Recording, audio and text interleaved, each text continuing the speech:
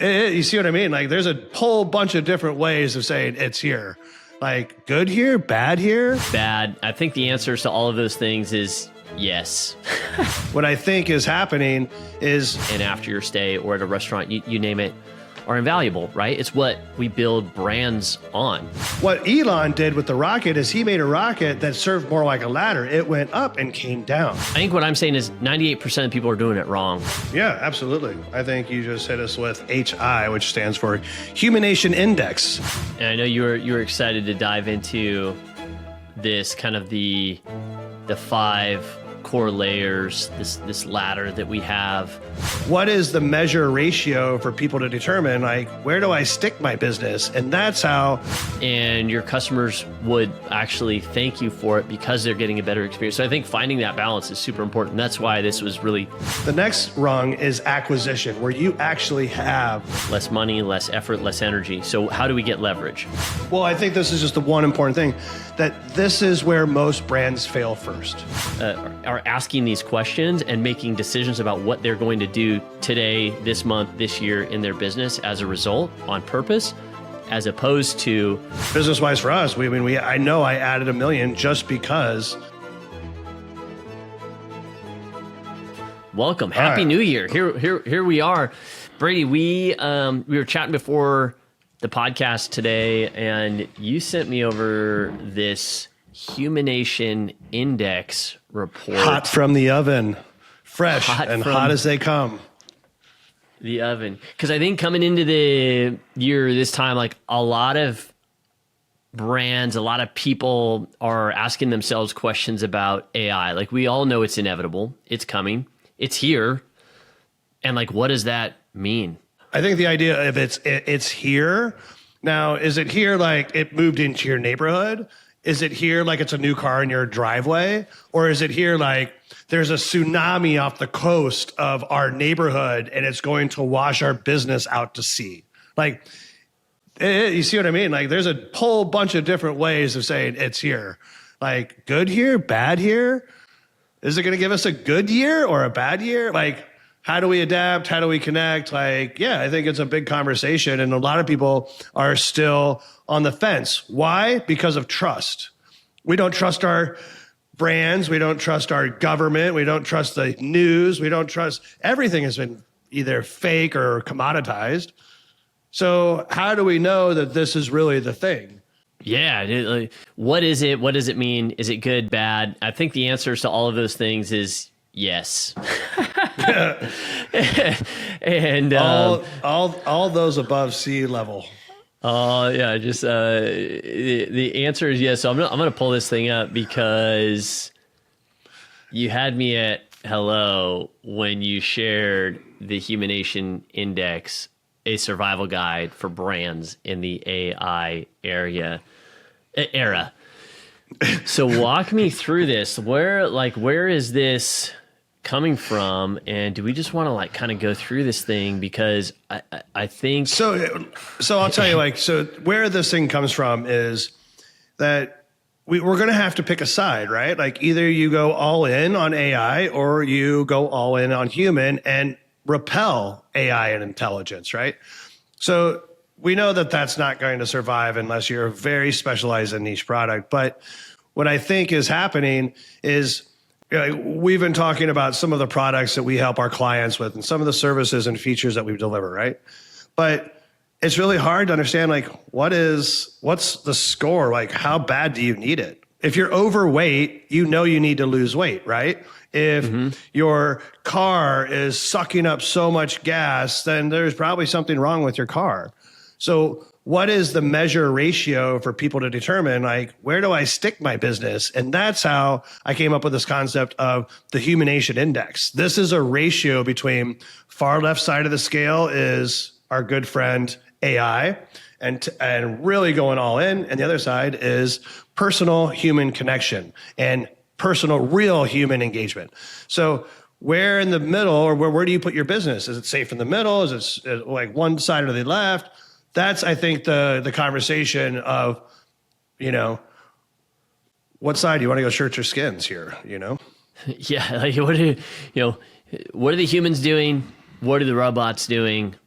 what's the mix that's right for me? Like, and how do we do that in our businesses and with our clients so that they survive the AI tsunami? Not just that, but they thrive in the present day and kind of what's to come. What are the humans doing? What are the robots doing? Because I think that we can, especially in hospitality, we can say the human element is huge.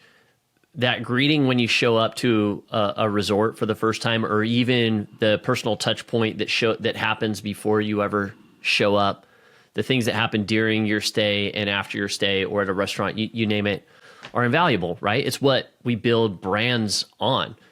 Nordstrom's done that. St. Regis has done that. Any kind of like high-end hospitality business has done that.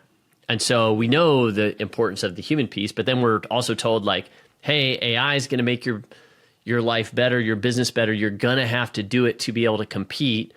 So I think when done wrong, we take some of those things that are really important human leverage and go, oh yeah, we're going to have AI do that because it's cheaper.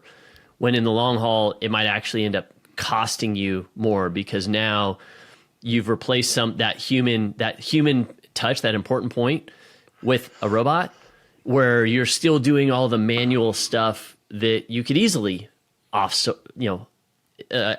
to a robot, to AI, and your customers would actually thank you for it because they're getting a better experience. So I think finding that balance is super important. That's why this was really compelling to me. Yeah, and I think it's part of understanding the system right now. And, if I look back at 2024 was a exploration year. I learned that there was a new, the Americas were over there. I'm going to go travel to that area and that land, AI. 25 was, I broke ground. We're on the soil. We actually have foundations being built using AI. And would I ever change 2025 if I were to go back and try to take all that stuff away? Like, would my business be where it is today? I would say absolutely not. Like business-wise for us, I know I added $1 million just because of some of the tools that are attached to AI. So I can't deny the fact that it has highly improved what we do. So let's start here with like literally it's the first slide in the report. I don't know, is there a way for folks to like get their hands on this report if they wanted to read through it? Yeah, absolutely. I think you just hit us with HI, which stands for Humannation Index. Just DM us at Instagram Accelerator, IG_Accelerator, and we'll send it to you. It's a great place because just think about your business. If you don't have an audit right now, this thing will at least give you some of the tools that you need just to audit your business to see, like, do we even survive on this scale? Is it even needed for us? Is it a bullshit or is it real deal? So let's just think we don't have any idea. So I'm curious. I have a scale, one side, one of those plastic sliders like a horse at the carnival. And that horse is going to go from the starting point to the finish line, right? Where do you think that horse is going to stop for your business? In the middle, where you're half automation, half human? Or is it going to start more? Is it going to stop over here? Or is it going to stop on as it gets closer to the other side? I think that's the question. What we're trying to solve here is, where would you put your business right now? And where is the survival? Where's survival most eminent? Well, yeah. Well, walk me through it. The first slide here, I think, is talking about kind of a big, what's the problem that we're seeing out there? It says most brands are optimizing for output while their soul quietly goes extinct. So they're looking for ways of using tools, but kind of losing their soul in the process. Content everywhere, systems everywhere, connection nowhere. So like if that's the problem, things are getting more polished. It's easier to create content more than ever, easier to kind of like put up that storefront. But why does it, so why does it feel like nobody's listening? So if we do this properly, if we look at that Humannation Index and we pick the right mix, what's the outcome people can expect? Like, what can they expect different in their business than what their competitors are going to be doing? Fast, hot, cheap, without intention. Exciting that someone else is doing it for you and you're not paying the rates that you used to. I think that's one of the first byproducts. Do you agree with that? Yeah, absolutely. I think Now the question is, how much of people do you think are doing that? Like, how much are just going to generate hot, fresh, cheap crap? Like 80%, 90%, 2%? You're going to give them a low 2%? I think it's more like 88%. All right, let's say that I get on there. I'm like, what's one of the apps, the N8N or Lovable? Let's say I get on Lovable. I want to create a website. So I get a website. It's fresh, hot, and cheap right off the shelf, right? Goes right up on my internet, and I got customers. But did I spend the exercise building the foundation for that website that's going to feel as intentional as it was if I just didn't do the hot, cheap version? And I think that's the byproduct of content, et cetera. It generates stuff so quickly for people that they're like, this is so easy and so quick. And I don't have to pay anyone that it's better than nothing. So they're going to post it. Yeah, I think what I'm saying is 98% of people are doing it wrong. I think 98% of people are doing it the soulless, hey, this is a quick tool. They're not diving into the depths of they're not actually thinking through, because I know I wasn't, what should the robots do? What should the humans do? I see a shiny new toy. I'm like, oh, that's going to make my life better, easier, faster, labor cheaper. Let me implement it. So like I've fallen victim to that. And I think most do that, where if you walk in eyes wide open of really, I'm just looking to gain leverage with the robots, leverage with the human personal touch piece. How do I do that? I'd say 2% are doing that right now. I agree 100%. And to make it more confusing, plus 2% is 100%. So there you go. So the 2% that I'm going to be generous here, the 2% who really get it, and the ones who are going to have the highest rate of success and survival and brand building for partnerships and clients, they understand that 98% of their energy they use AI automation for is to improve, effectively enhance their human output. That is the winning formula right now. So we're going to talk more about that today. Yeah. But the winning formula is that 98% of people are using it to build fresh, hot crap. And that's going to be the infinite connection nowhere leading journey of using AI. The 2% who get it are using AI to basically amplify their humanness, their humanation score. They're going to have a high score on humanation because they get that they can use automation to make their humans better, faster, more real, and they can actually spend time to deepen that relationship. So that's my brain. That's why this report exists. Love it. Yeah. So that's what we've got the problem clear. Once this is solved, now you're using AI and automation to, like you said, improve your humanness, get more leverage on that.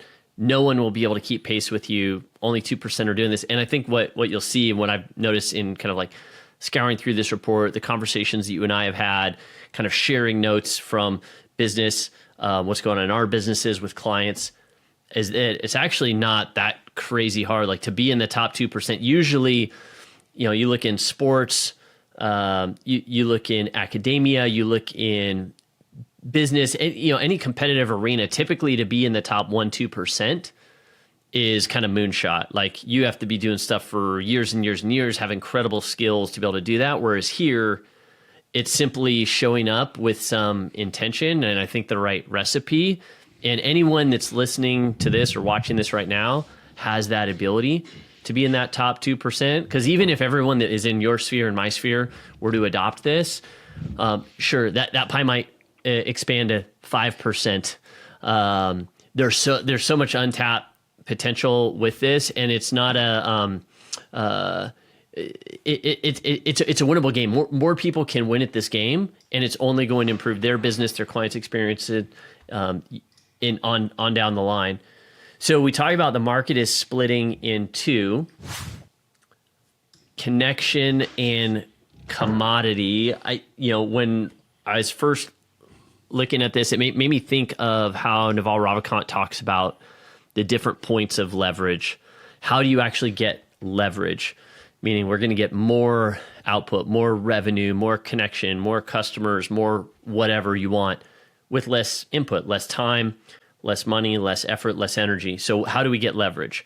And Naval Ravikant talks about you can do that through collaboration, meaning you hire people. You have more people that are helping you get leverage. You can do that through code. So through automation, AI, those kind of automated processes. You can do that through content. Like we're recording this podcast once, thousands, tens of thousands, hundreds of thousands of people can listen to this episode. We don't have to go have hundreds of thousands of conversations. And you can do that through capital. We all know, it takes money to make money. You can invest money into the markets, into your business, into advertising.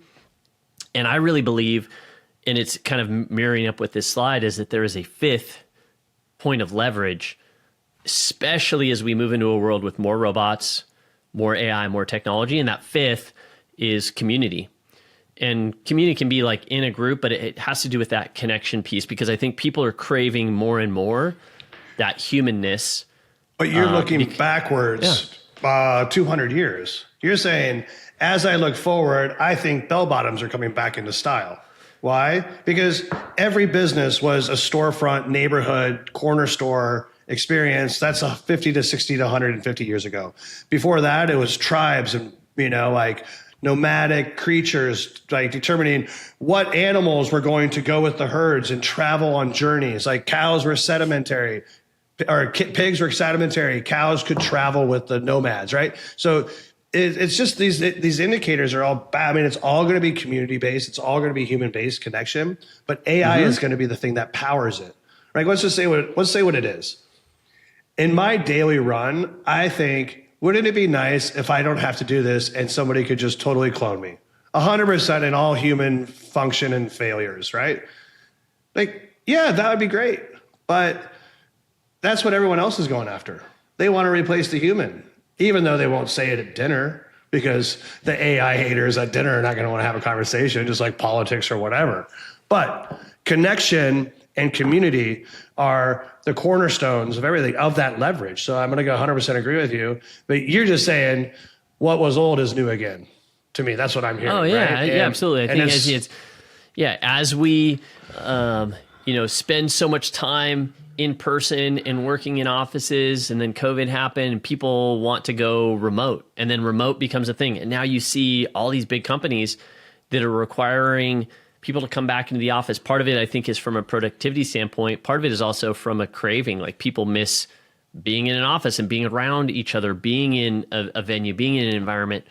So these things are all cyclical, and the season that we're going into next is absolutely one of more tech, more AI, more automation, more screens. So what does that mean? Well, like invariably, like people are going to crave the humanness even more. Yeah, and your business is potentially going to fail because you don't have any culture, because you don't have a community, you don't have connection, and everything else in between. They can go do anywhere else and with anyone else talking about commodity. So I think as we're looking at this market splitting at some point, when it splits, do you have to pick a side? I think that's really kind of like, are you going commodity or are you going connection? Now, you said what is old is new again, right? In short words. But that means that in the middle, shit didn't work. That's the effect of sustainability, right? We are going backwards to a point where we're using technology to crypt us forward, or to be our crutch going forward to go back to connection. Did you see the ratio back in play? It gets to be more humanness. It's like, all right, so AI is forcing us to be more human.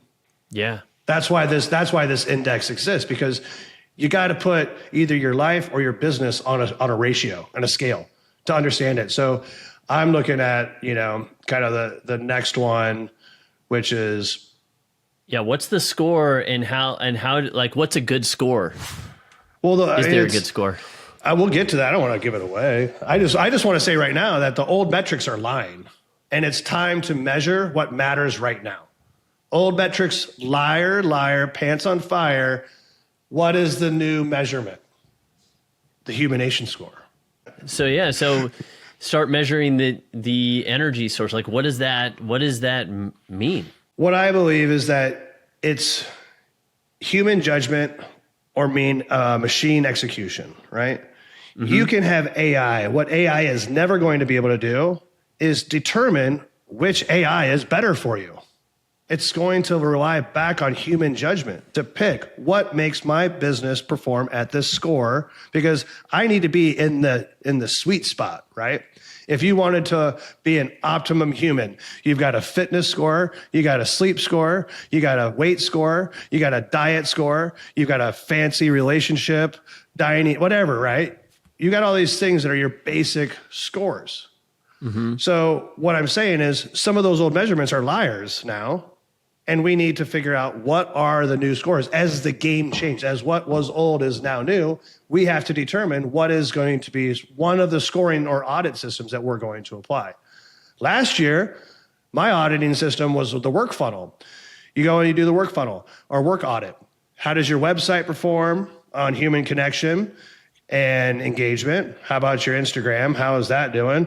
Then how are your reviews doing for building real trust and relationship building equity? And then are they going to work with you or not? That was one audit last year. But this one is the audit on top of the audit, right? Like this gets you to see. So I think it's brand judge, or like, what is your brand going to look like powered by your human decision and your judgment? And what are you going to use for the machines to help execute at the best and highest level possible? Love it. And I know you were excited to dive into this kind of the 5 core layers, this ladder that we have.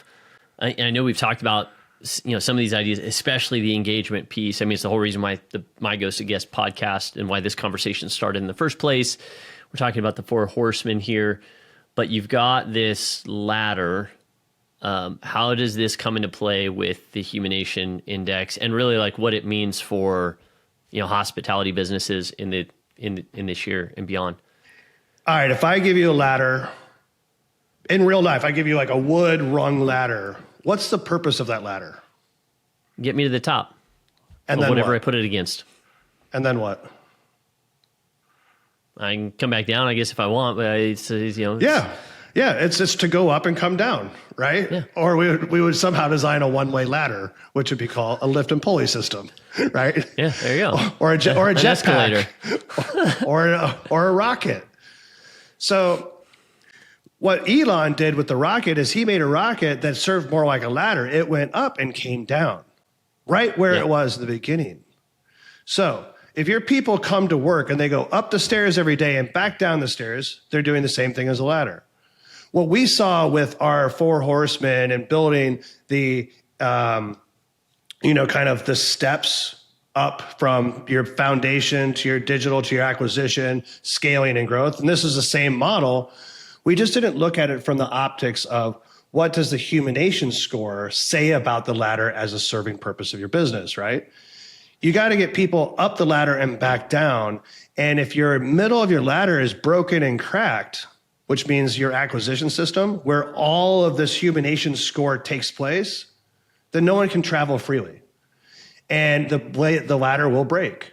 And you won't be able to master each level because you'll just be stuck halfway up the house and the roof will rot, right? So basically what we're saying here in this design is that at the bottom level of the ladder is your pre-digital DNA. This is your foundation. This is the intent of the entrepreneur to build something that creates a solution and that people have a need for. And they get obsessed with it. And then they build a business and they put the framework down and they put all the business things in there and the team and they sell the first widget, right? Then they're like, we need a website and we need the next rung of the ladder, which is digital. The 4 horsemen: website, social, PR, traffic, some kind of ads, right? And that all kind of works together. That's where I think everyone's on like those first 2 rungs right now. The next rung is acquisition, where you actually have that DM engagement, or you have some type of Humanation engagement that deepens the relationship, builds the equity for the business, and helps you scale. Once you know how all that works, and you go up to scaling, which is ads and partnerships, collaborations. The next rung up above that, the highest mastery, is SEO and long-term trust. This is where Nike and everyone else started to really build long-tail value. So if you can't get past acquisition, you ain't going nowhere. You're never going to build a value that someone wants to buy. And I think you lose the humanity in your business, and then the entire ladder collapses. And then you're stuck running around in circles with a sandbox filled with toys and a website and an Instagram page that doesn't serve the purpose of getting to the top of the house. Yeah. And so like this score, the humanation index, and that score sounds like it like helps. Tell me if I'm getting this right. Gives us a glimpse into kind of these different rungs of the ladder to tell us where we might have a broken rung or where we might want to put some focus. So we actually have an effective ladder that our team can go up and down every single day in our business, which means we serve more clients, we make more money, we drive more revenue, and it lets this grow our business. 100%, Gabe. You nailed it. Like and I'm hearing you say it allows the CEO and the founders to do the job that they're supposed to do, to spot for fractures in the ladder before the team finds it. And that's what the humannation score is. It's this index that basically allows you to see how are you performing and where are your stress fractures going to be, right? If you're a pro athlete and you have a stress fracture, what does the coach want you to do? Go out and work out every day and sprints? No. God, no. I mean, unless you're in the playoffs, it's like you got to rest and heal because we need you ready when it's time, when it's going to count. Right? So this humannation score, it's testing for some of the weaknesses so you can plan better. Love it. You've got the digital layer. Yeah, this stuff is all super cool because what I love, and I think this is why, there's so much we could go into on this call, but like Brady said, and I'll make sure that in the description or in the pinned comments below the video, there's instructions on how you can get this because there's some very practical pieces in terms of what does it actually mean to get these different layers in place? What makes up those rungs of the ladders? And it's not just a conceptual idea. We talk about the 4 horsemen. This is like a conceptual idea, but that actually represents specific things like your website, how you're using social, so it'd be important to get those. So I'll make sure that, again, those links and things are in the instructions in the comments so you can DM us. And I think the users are going to really love like what we're talking about, but be able to see it in real tangible report. But I think with the point I want to make here on this is that, it says your digital channels are either going to be a bridge or a barrier. And what does that mean, right? That means that when you engage with someone, is it unmistakably real or is it like a robot? Because the fact of the day is I can hire robots to do a robot job, but I'm hiring people to not sound like robots. So let's just put the very simple auditing thing. Do you look at your communications going out and does it look robotic? That's a knock on your score. Because by default, people are going to assume it is, even if you have humans. And I know this because I was just talking with our video guy. Hey, what's up, FA? He edits all of our videos and podcasts. And he was talking about having an interaction via email and thought he was talking with an AI and he wasn't. And like people are going to, right into this day and age, they are going to assume a robot is talking back with them. So you have to know that like they're already going to assume that even if you are putting in the human touch.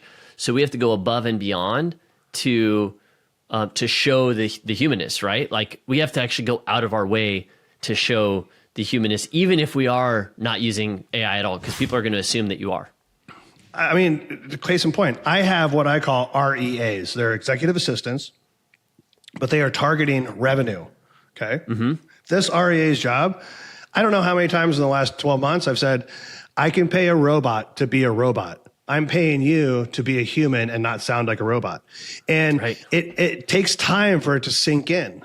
And if I have to tell that to 100,000 people again and again, you have to make sure that what you're doing doesn't sound like a robot because you're saying everybody's expecting it. Yeah, exactly. Well, I think this is just the one important thing, that this is where most brands fail first. That they don't look at their communications, their messages going out, and they're like, yeah, that could pass as a robot. Well, fix that shit first, bro. Yeah, because it's costing you more than you know. Yeah, so let's say that this one little test is worth 12 points of your entire score. It's not, but let's just say that's how this auditing starts to set up. Well, and that's where this kind of thermometer slide really caught my attention because, like you said, this isn't a score, this isn't a grade. We've all had those kind of audits. You've got your net promoter score. You've got different scores, metrics you might be measuring in the business, but this is saying this is a survival forecast. This is telling you, because like, again, we know based upon historical when things like this have happened in the past, what tends to happen. And while you and I don't have a magic 8 ball, we can't predict exactly what's going to happen. They're really telltale signs of what is coming because we can see what's happening right now. And so this score is going to tell you really your survival forecast, which the good news in that is if you've got a really low score and it's telling you, you're losing your shirt to the competition, hey, at least you know that so that we can start taking action today to get that score up to increase not just our likelihood of survival, but thriving in this kind of new AI economy. Yeah, and I think that's what this, this sliding scales, the slide with the scale that slides is a great slide because it basically says, hey, why don't we put this around the round table with our team and let's have a conversation. Where is our business? Everybody would engage, right? Because it's human to want to compete or have conflict or to discuss where we are as a team. I don't think there's any company that would pull this slide up on a round table discussion and all say, we're right here. I think they all would see different things. But it would be nice if your company and your team all picked the same zone and then had a reason why. That's why this is important. So let's look at far right, far left. Far left, critical risk. Far right, iconic, you're a legend. So critical risk means that you're completely replaceable. You use automation to replace all humanity. Now, this feels a little bit like Tesla. Like I have a car and I get zero customer service because everything is automated because they don't have money to put back into CS. Whatever the reasons are, it's at critical risk, right? Owner even says, I don't really care about it right now. I'm going to put it all into AI over here. You can see top down that he at least picked a side, right? Yep. Now, automation is being replaced by humanity. Now, there's some businesses that do really, really well in this space because they can scale. They've built the business. You can go farther left, the more that you have like Tesla is making billions and billions of dollars. Why? Because they've moved that direction, but they're doing it in inches and not in miles. Now, on the other side, the iconic be a legend kind of moment is human connection is the product. Yep. Personally, this is where I want to buy my stuff from. Me. Toilet paper, I don't care. Doesn't have to have a name and a shake.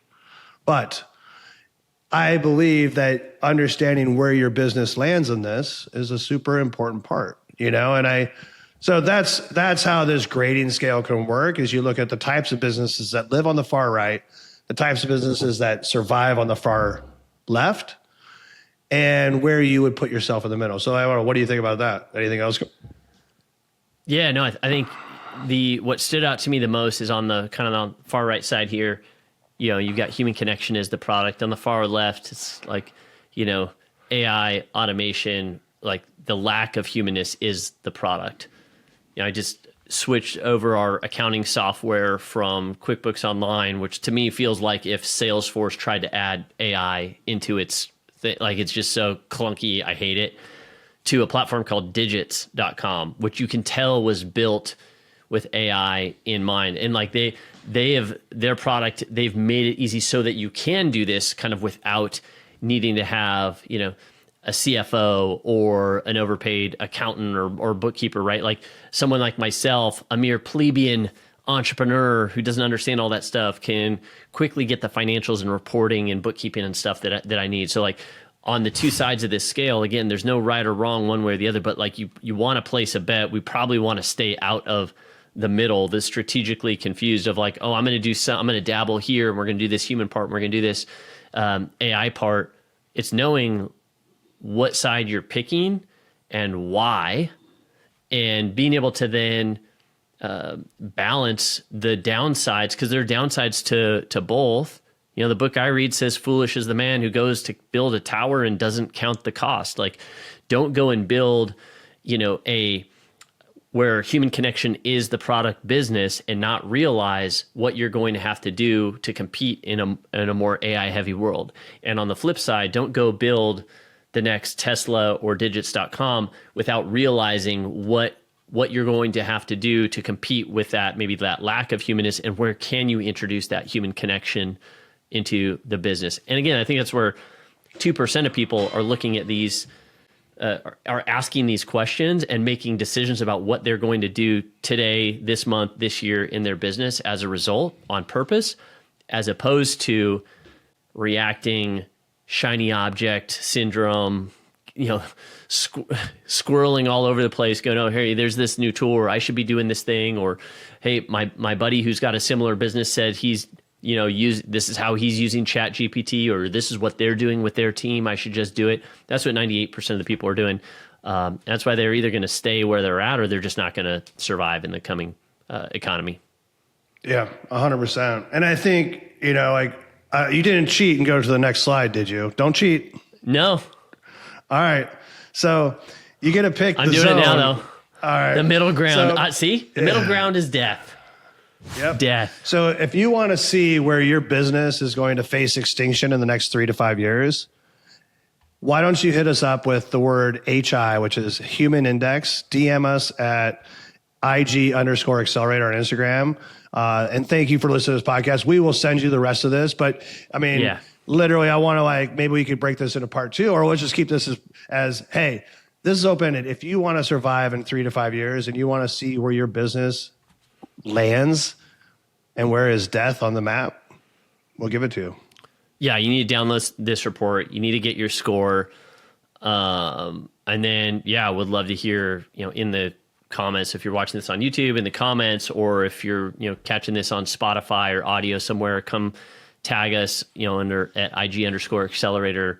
Let us know what your score was, like what you're going to do about it, what your thoughts and feedback are here. I want to see kind of like how this impacts your strategy and plans for 2026 and beyond. So with that, I think that's the pod. Well, I'm going to leave them all with one big question, Gabe. If all of your automation were to shut off tomorrow, where would human connection still exist? And where would it disappear completely? If you can't answer this clearly, your score is likely pretty much inflated. With that, shoot us the word HI. We'll send you over the index report, and we'll go from there.